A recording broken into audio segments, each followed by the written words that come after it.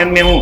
मैं आपको पहले की सारी कंडीशन दिखा दूंगा, अपने डॉक्यूमेंट्स दिखा दूंगा और आज की कंडीशन आप मेरी देख लीजिए, आप उनकी देख लीजिए कि आज से 2004-5 में उनकी क्या कंडीशन थी और आज क्या कंडीशन है। दूध का दूध पानी का पानी हो जाएगा।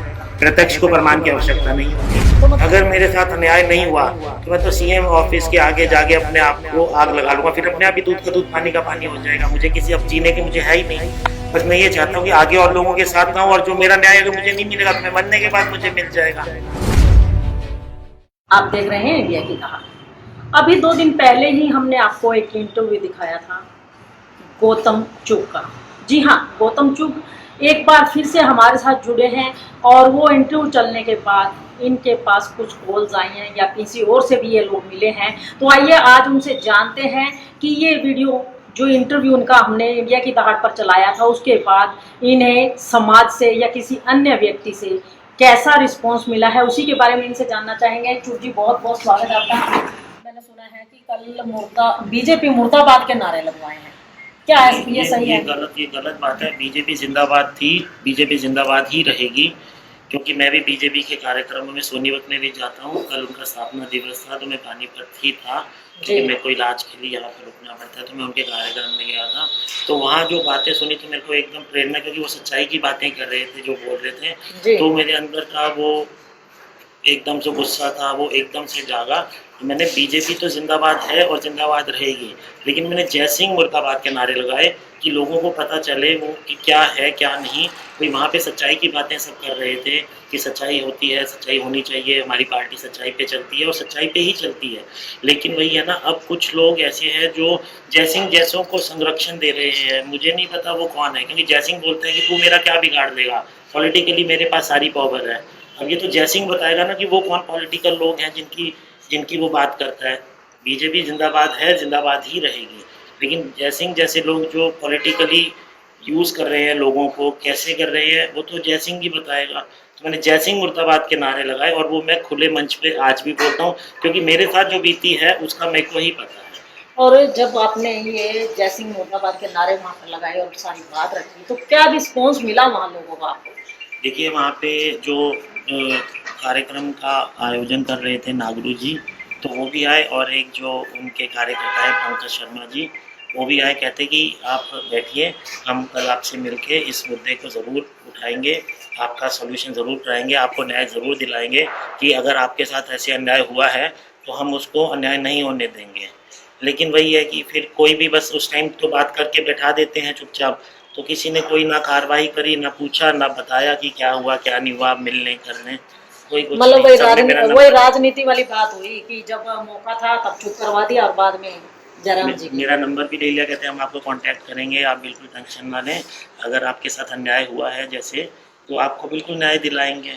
लेकिन वही है कि आपके सामने है कि कोई पूछता नहीं। फिर अभी आपने बीजेपी की बात की, कहते हैं कि बीजेपी सरकार बेटी बचाओ बेटी पढ़ाओ का नारा लेकर के आई, तो आप क्या मानते हैं, कितना सत्य है वो नारा? मोदी साहब हमेशा बोलते हैं बेटी बचाओ बेटी पढ़ाओ, और ये किसी की बेटी है ना जिसकी ये हालत है, तो इस बेटी को भी देखें ना, ये भी तो बेटी है किसी की, इसकी हालत देखें कि अगर बेटियों की हालत ऐसे करनी है तो फिर क्या बेटी बचा के करना इंसान ने। ऐसी बेटी ज़िंदगी 17 साल से, ऐसे जो 16 साल हो गए उसको, 2005-6 से ऐसे आज 2022 हो गई, तो 16 साल में उसकी ये हालत है, तो किसी ने बेटी की तरफ तो ध्यान ही नहीं दिया ना। कितने जने मैंने गुहार लगाई कि न्याय हुआ है मेरे साथ, न्याय दिलाओ न्याय दिलाओ, तो किसी ने कहाँ सुनी। चलिए, जब तो दूसरी सरकारें थी, लेकिन अब 7 साल थे तो हमारे मोदी साहब ही की सरकार है ना, तो उनको भी तो देखना चाहिए, ये भी तो किसी की बेटी है। ऐसी बेटियों का, अगर ऐसा ही बेटियों का भविष्य है तो फिर क्या होगा आगे। तो अभी आप ये कहते हैं कि कहीं ना कहीं पॉलिटिकल अप्रोच है जय सिंह की, तो आप क्या मानते हैं कि कहीं बीजेपी के नुमाइंदे ही उनको सपोर्ट कर रहे हैं? देखिए, वो तो कहते हैं, यही बोलता है कि अभी मैं डीआईजी के साथ नाश्ता करके आया हूँ, अभी डीसी के साथ मीटिंग है, एमएलए एमपी तो मेरे साथ रोज ही बैठते हैं, तू है क्या, तू क्या कर लेगा मेरा। तो मतलब कहीं ना कहीं एक हिंट है ये।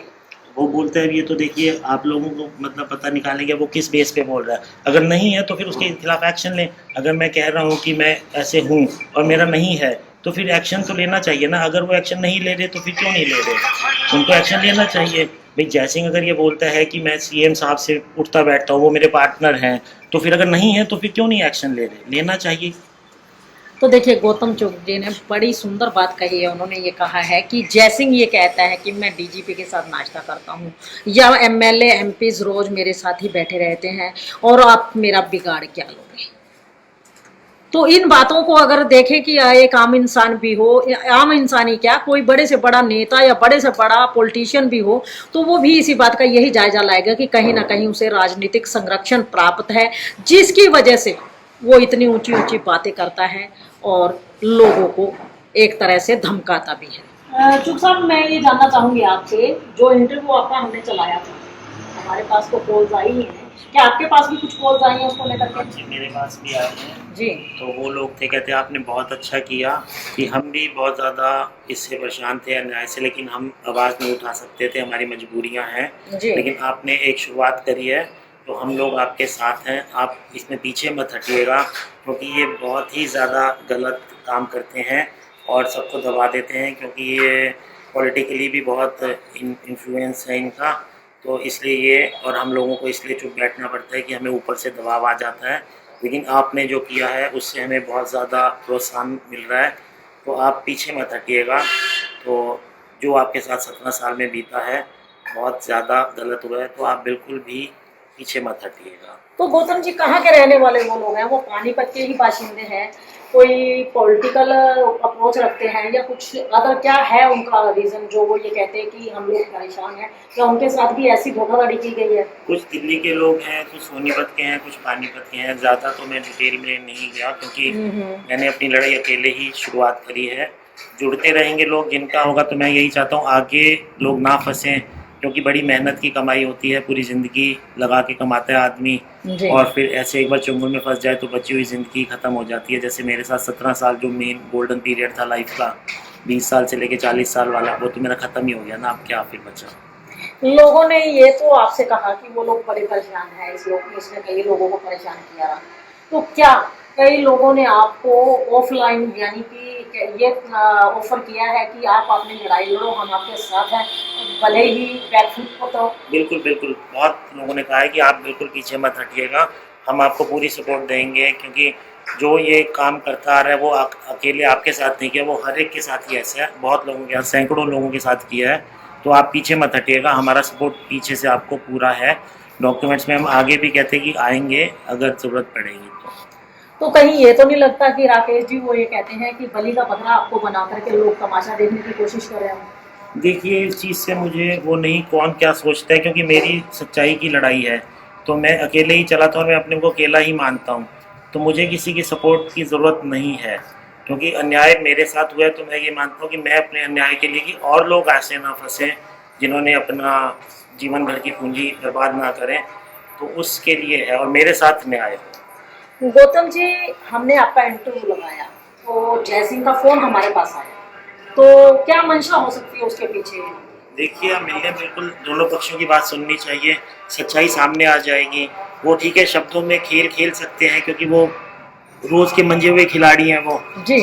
ठीक है, एक आम आदमी जो बोलता है और एक जो मंझा हुआ खिलाड़ी बोलेगा, उसमें ठीक है कि वो करेंगे, लेकिन जो सच्चाई है, सच्चाई आपके सामने अपने आप आ जाएगी। मैं जिस कंडीशन में हूँ, मैं आपको पहले की सारी कंडीशन दिखा दूंगा, अपने डॉक्यूमेंट्स दिखा दूंगा, और आज की कंडीशन आप मेरी देख लीजिए, आप उनकी देख लीजिए कि आज से 2004-05 में उनकी क्या कंडीशन थी और आज क्या कंडीशन है। दूध का दूध, पानी का पानी हो जाएगा, प्रत्यक्ष को प्रमाण की आवश्यकता नहीं होती। तो मतलब आपको कतई ऐतराज नहीं है? कई लोग ये कह देते हैं जी मैडम आपने हमारा इंटरव्यू चला दिया, आप तो हमारे दुश्मन के पास चले गए जी। नहीं, उसके खिलाफ किया था, क्या पता जी उसने क्या उल्टी सीधी पट्टी बढ़ाई, आपने ये इंटरव्यू लगा दिया। नहीं, बिल्कुल आप जाएं, सच्चाई सामने आ जाएगी। दूध का दूध, पानी का पानी, मुझे किसी चीज़ का डर नहीं, मुझे आमने सामने बैठा दीजिए तो भी मुझे कोई दिक्कत नहीं। आप एक क्या उनके 10 इंटरव्यू लीजिए, प्रत्यक्ष को प्रमाण की आवश्यकता नहीं होती, सच्चाई अपने आप सामने आ जाती है।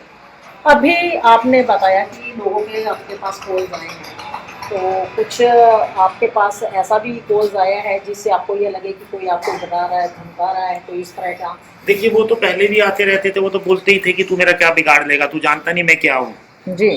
वो तो 17 साल से ये चीज़ें चलती आ रही है, तो इसलिए मैं चुप भी हो जाता था कि मैं घर परिवार देखूँ, मेरी बीवी की हालत आप देख रहे हो, बच्चा छोटा, लेकिन वही है ना, फिर मैं से कब तक अब जिंदगी में तो मैंने ख़त्म ही करने की सोच रखी है। अगर मेरे साथ अन्याय नहीं हुआ तो मैं तो सीएम ऑफिस के आगे जाके अपने आप को आग लगा लूँगा, फिर अपने आप ही दूध का दूध, पानी का पानी हो जाएगा। मुझे किसी अब जीने की मुझे है ही नहीं, बस मैं ये चाहता हूँ कि आगे और लोगों के साथ ना हो, और जो मेरा न्याय अगर मुझे नहीं मिलेगा तो मैं मरने के बाद मुझे मिल जाएगा। अब मैं इस चीज़ की लड़ाई में पीछे हटने वाला नहीं हूँ, चाहे मुझे गोली मार दें, मुझे कोई दिक्कत नहीं। मतलब अब ये महाभारत आपने शुरू कर दिया है जिसमें आप अर्जुन की भूमिका निभा रहे हैं और ये चाहते हैं कि कोई और अर्जुन इस चक्रव्यूह में ना फंसे, यही चाहते हैं आप। बिल्कुल बिल्कुल, मेरे साथ जो बीती है मैं ही जानता हूँ। जिस पे बीती है उसी को पता होता है, जिसकी उंगली कटती है दर्द उसी को होता है, दूसरे को थोड़ी ना एहसास होगा कि उसके साथ क्या हो रहा है। लेकिन उनके साथ ऐसा ना हो और लोगों के साथ, इस चीज़ की मैं, यही मेरी मंशा है कि मेरे साथ जो हुआ है वो किसी और के साथ ना हो, और उसका पर्दाफाश हो कि वो क्या है और क्या कर रहा है, जो अपने आप को बहुत अच्छा साबित करने की कोशिश कर रहे हैं। जो लोग पर्दे के पीछे रह करके आपको सपोर्ट कर रहे हैं कि गौतम जी आप अपनी लड़ाई लड़िए, हम आपके साथ हैं, कोई उनसे अपील करना चाहेंगे? देखिए, बस मैं उनको यही सपोर्ट चाहता हूँ कि भाई आप भी सामने आए, आप मेरे साथ जो बीती है आपके साथ बीती है तो और लोगों के साथ होना बीते, क्योंकि मैंने तो लोगों से भी पैसे उठा उठा के दिए। चलो आपके पास समझिए 100 रुपये थे, आपने उसमें से 20 रुपये गवाए, आपको उस चीज़ का दर्द है। मेरे पास 100 रुपये थे और मैंने 500 रुपये लोगों के उठा के दिए, मैंने घर बेच दिया, सदर दुकान बेच दी, अपनी इन्वेस्टमेंट्स बेच दी, कर्जे उठा लिए, आज भी कर्जे में हूँ। तो मेरी जैसी हालत तो नहीं हुई आपकी, फिर भी आप लोगों को उस चीज़ का दर्द है कि आपके 100 रुपये में 10-20 रुपये का नुकसान हुआ। तो ये सोचिए ना कि मेरे पे क्या बीती होगी, या और कोई ऐसे ना फंसे जैसे मैंने किया कि भाई कि आदमी चंगुल में फंसा के बातों में आके ठगी ना करे। तो देखिए ये गौतम चूक जिन्होंने आज ये कहा कि अगर हम दूसरी पार्टी जैसा कि जय सिंह ठेकेदार है जिन्होंने इनके साथ काफी अन्याय किया है, और उनकी कॉल हमारे पास आई थी, उन्होंने ये कहा था कि वो हमसे मिलना भी चाहते हैं, लेकिन मैं उनसे मिलूंगी जरूर। जैसा कि गौतम भी ये कहते हैं कि दोनों पक्षों की बात सुननी चाहिए, यही मत हमारा भी है कि अगर हम लोग कोई इंटरव्यू चलाते हैं, किसी की बात रखते हैं तो दोनों पक्षों की बात रखनी चाहिए। हालांकि उस समय जय सिंह हमारे पास नहीं था, अगर मौके पर मौजूद होता तो हम उसी समय उसका भी इंटरव्यू लेते और उससे भी जानकारी हासिल लेते कि ये जो इल्जाम उन पर लगाए जा रहे हैं कितने सच हैं कितने झूठ हैं। तो इस बात का खुलासा तो अब जय सिंह से मिलने के बाद ही होगा। लेकिन जैसा कि गौतम ने अभी भी कहा है कि अब उन्होंने एक ही बीड़ा उठाया है कि या तो करो और या मरो। उनका ये कहना है कि मेरे साथ चाहे अच्छा हो या बुरा हो, चाहे मुझे अपनी जान भी गंवानी पड़े, लेकिन वो जय सिंह का भेद जो है पूरी तरह से खोल करके रहेंगे कि वो किस तरह लोगों को अपने जाल में फंसाता है और किस तरह जीवन भर की पूंजी तो ठगता ही है, दूसरों से भी पैसा उठा करके अपनी जेब में डलवाने का लिए मजबूर कर देता है। ऐसा उन्होंने गौतम के साथ किया, तो ऐसा किसी और के साथ ना हो, ताकि दूसरे इंसानों को अपनी जिंदगी से हाथ ना धोना पड़े। तो आइए, इनकी वाइफ हमारे साथ हैं, एक बार उनसे भी जानना चाहेंगे आज क्या कुछ कहना चाहेंगे। आप कुछ कहना चाहेंगे आज जय सिंह के बारे में? जय सिंह कहता है मैं सब ठीक कर दूंगा, मेरे को ठीक कर दे, सब कर सकते हैं ठीक, बताओ आप। मतलब आप ये चाहते हैं कि आपको ठीक कर दे तो पैसा वैसा नहीं मांगोगे? नहीं, पैसा तो वो कहता है चल ठीक है, जो हो गया सो हो गया, मेरी जिंदगी वापस आ सकती जो खराब हो गई। बताओ आप, बताओ अभी महिलाओं मेरे ऊपर जो बीती है हो सकते वापस, कितना गलत हुआ है मेरे साथ। तो मतलब पैसा भी गया और जान की आफत भी हो गई। दोनों चीजें गई, पैसा भी गया और जान की आफत। क्या नाम है आपका? कनिका चुप। तो देखिए ये कनिका चुप, जो आपको पहले भी हमने बताया था कि ये जो है शारीरिक रूप से विकलांग हो चुकी है पिछले 16 सालों से। ये अगर उठती थी तो पहले चुप जी को इन्हें अपना सहारा देकर के उठाना पड़ता था, क्योंकि उस टाइम इनकी हालत ऐसी नहीं थी कि ये वॉकर के सहारे भी चल सके। हालांकि अभी 16 साल के लंबे अंतराल के बाद इनका इलाज जो चलता रहा है, उसके बाद अब ये चलने लायक तो हुई हैं, थोड़ा बोलने लायक भी हुई हैं, लेकिन अभी भी पूरी तरह से परफेक्ट नहीं है इनका शरीर। ये पूरी तरह से मतलब अपने सहारे पर नहीं चल पाती हैं।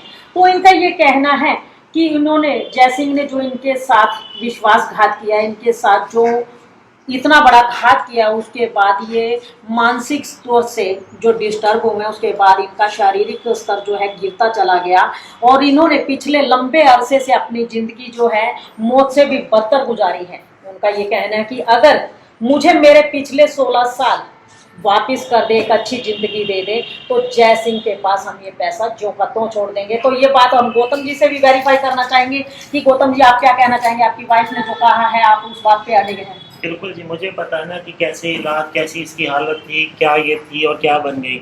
अगर वो हमारे पिछले साल या वैसे ही इसमें ठीक करते तो मैं उसकी गुलामी करने के लिए भी तैयार हूँ। अगर वो मतलब वापस ला सकता है वो चीज़, वही चीज़ जो गई हुई चीज़, मेरे पापा की डेथ हो गई, वो वापस ला सकता है क्या उनको? वो ये इसको ठीक कर सकता है क्या? जब वो नहीं मतलब इन चीज़ों का कर सकता, कुछ नहीं हो सकता, तो कम से कम और लोग तो हमारे जैसे ना बने, और लोग जो मेरे साथ अन्याय हुआ वो वापस नहीं हो सकता, लेकिन एक तो कुछ तो और लोगों के लिए तो कम से कम प्रेरणा रहे ना, कि वो ऐसे चंगुलों में ना फंसे।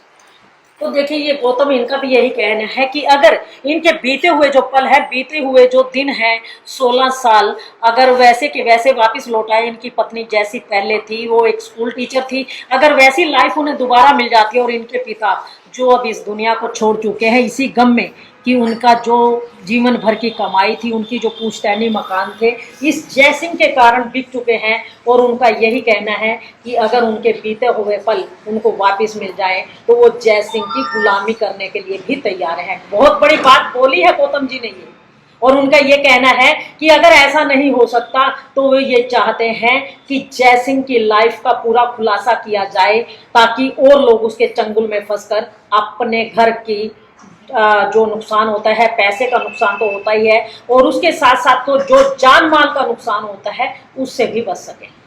इंडिया की दहाड़ के लिए रमा देवी, पानीपत।